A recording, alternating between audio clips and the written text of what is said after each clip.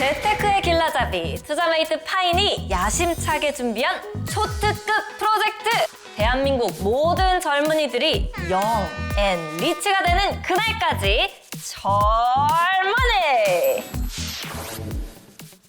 이렇게 몰라도 되나 될 정도로 제가 정말 투자에 대해서 하나도 몰라요. 월세는 언제 전세로 바꾸고, 차는 언제 사고, 집은 언제 마련하고, 결혼은 언제 하고, 애들 사교육비 다 감당해, 걔네들 결혼시켜, 그 다음에 걔네들 집 사줘. 점점 걱정이 많아지는 시기가 된 거예요. 그런데 이런 시기에 또 제가 전번이를 만나게 돼서 사회 초년생분들을 대표해서 부자 되는 방법 좀 열심히 배워보려고 합니다. 삽시간에 부자로 만들 수는 없고요. 그래서 좋은 습관을 어떻게 처음부터 만들어 나가느냐, 이게 되게 중요한 것 같고, 지금부터 부자가 되는 습관을 하나씩 알아갈 수 있도록 도와드리도록 하겠습니다. 와, 반갑습니다. 반갑습니다. 저만 이렇게 모르는 건 아닐 것 같아요. 네. 그래서 사회 초년생 분들을 위해서 투자 고민소를 통해서 사연을 받아봤는데요. 첫 번째 사연 만나보도록 하겠습니다.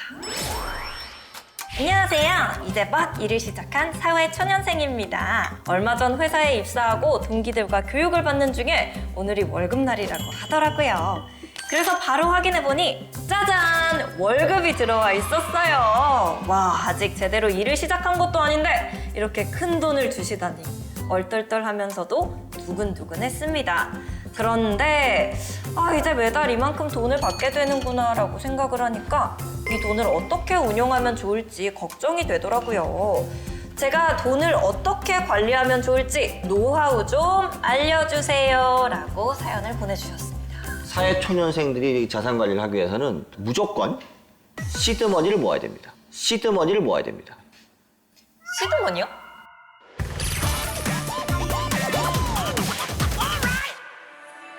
소득에 대한 관리의 핵심은 시드머니를 모을 것인가, 종잣돈을 모을 것인가가 핵심인 것 같아요. 머니를 모으기도 힘든데 시드머니를 모아야 되나요? 투자를 할 수 있는 기회는 사실은 자금이 적은 사람보다는 자금이 큰 사람이 투자할 수 있는 기회가 많고, 자금이 많을수록 또 정보도 훨씬 더 많이 접할 수 있겠죠. 비록 내 급여가 작다 할지라도 본인의 어떤 작은 목표 금액을 정해놓고 세이브하는 게 중요하죠. 근데 최근에는 이제 사람들이 이제는 돈을 모아야 되겠다라는 위기의식은 있지만 지레 포기를 하거나 아니면 약간 일확천금을 노리는 형태의 투자 패턴으로 바뀌는 것 같아서 제가 좀 안타깝게 생각하고, 긴 안목에서 보면 여러분들이 시드머니를 모아서 다른 어떤 의미 있는 결정을 했다면 그 기회비용의 차이가 커지겠죠. 그런 것들을 한번 느껴보시는 게 필요하지 않을까 싶습니다. 그러면 시드머니 처음 모을 때 예시를 들어주시면 조금 더 동기부여가 될 것 같아요.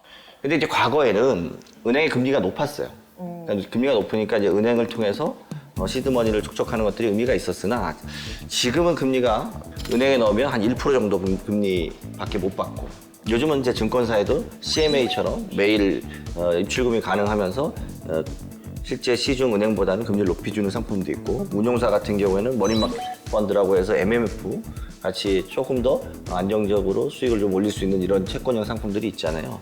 그래서 처음 시드머니를 모을 때는 이러한 상품들을 이런 것들을 좀 활용해서 시드머니를 모을 필요가 있다.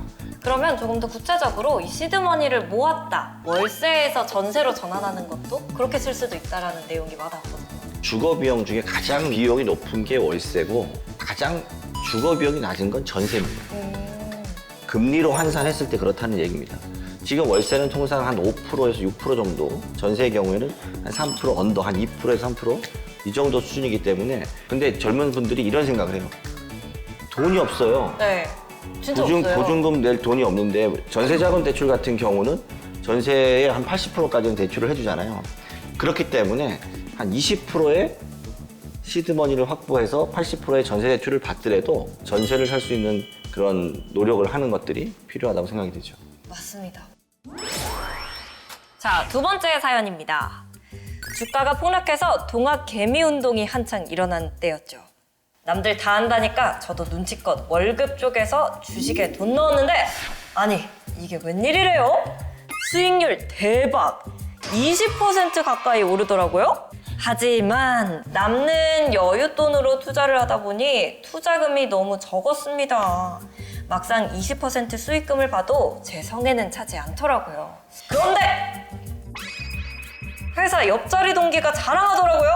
비트코인을 해서 200%를 벌었다고요. 그래서 주식 다 팔고 바로 코인에 올인했습니다. 그리고 다음 주에 폭락했습니다. 저 어떻게 해야 될까요? 라고 해주셨어요. 아니 이게 20% 벌기 쉽지 않은데 네. 20% 벌었다가 이제 0%가 된 거잖아요. 그래서 사회 초년생들에게 추천하고 싶은 것은 펀드입니다. 펀드요? 펀드. 펀드.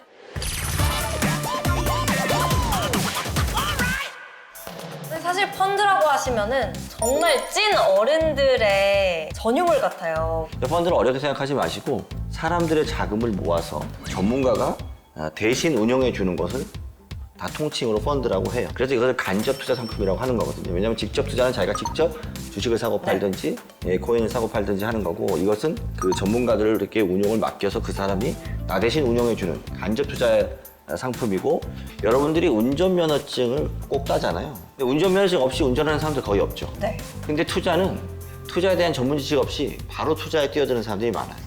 사실 사회 초년생들이 바쁘잖아요. 그래서 공부를 하는 사람은 거의 없는 것 같아요. 저는 그냥 주변에 친구들이 삼성바이오 사, 뭐 팔아, 지금 팔아. 진짜 그래가지고 200만 원 투자해서 30만 원 벌었거든요. 네. 작년에 코로나19 사태가 터지면서 우리나라의 뭐 동학개미, 서학개미 이러면서 직접 투자 붐이 크게 일었잖아요. 이런 한순간에 급격하게 올라가는 것들이 본인의 실력으로 올라가는 건 아니에요. 그게 항상 계속될 것이라는 생각이 여러분들의 인생을 망칩니다. 그래서 운이 좋아서 한 20%, 30% 수익 난 것이 마치 계속적으로 될 거라고 생각하는 건 카지노에서 내가 계속해서 연속적으로 잭팟이 터질 거라고 생각하는 거와 똑같은 거죠. 사회 초년생들이 직접 투자보다는 좀 간접 투자, 전문가들이 운영하는 펀드에 투자하는 게 좋은 방법인 것 같아요. 저는 제가 펀드를 하기에는 펀드는 뭔가 이름이 되게 고급지잖아요. 그리고 막 경제지, 뉴스 이런 데에서 너무 많이 나오니까 월스트리트에 있는 아저씨들만 할 수 있는 그런 건 줄 알았어요. 최근에는 펀드가 애플리케이션을 통해서 직접 계좌도 개설하고 뭐 1,000원 정도만 있어도 투자가 가능할 수 있도록 많은 솔루션들이 만들어져 있어요. 그래서 내가 돈이 너무 적어서 투자를 못하는 거 아니야? 이런 생각도 할 필요 없을 것 같아요. 세 번째 사연 읽어보도록 하겠습니다. 저는 30살에 1억을 모으겠다는 목표로 사는 20대 후반의 프리랜서입니다. 최대한 목표에 다가가기 위해서 아끼고 아껴서 열심히 매달 수입의 반을 주식, 펀드에 투자하고 있어요. 저 잘하고 있나요? 더 할 건 없을까요? 수익의 50% 정도를 뚝 떼서 저금을 하거나 펀드 주식을 한다는 건 진짜 대단한 것 같아요. 이분에게는 제안 드리고 싶은 건 연금에 투자하라. 연금이요? 20대가 연금을 해야 되나요? 당연하죠. 연금 하면은 부모님들이 해야 할 거라고 생각이 들거든요. 젊을 때일수록 투자를 자금을 모을 수 있는 기간이 그만큼 긴 거잖아요. 50대인 사람들은 은퇴 시점이 거의 막바지에 다다라 있어 있기 때문에 안정적 노후를 준비할 시간이 그만큼 줄어드는 거죠. 실제로 이게 복리의 마법이라는 게 있어요.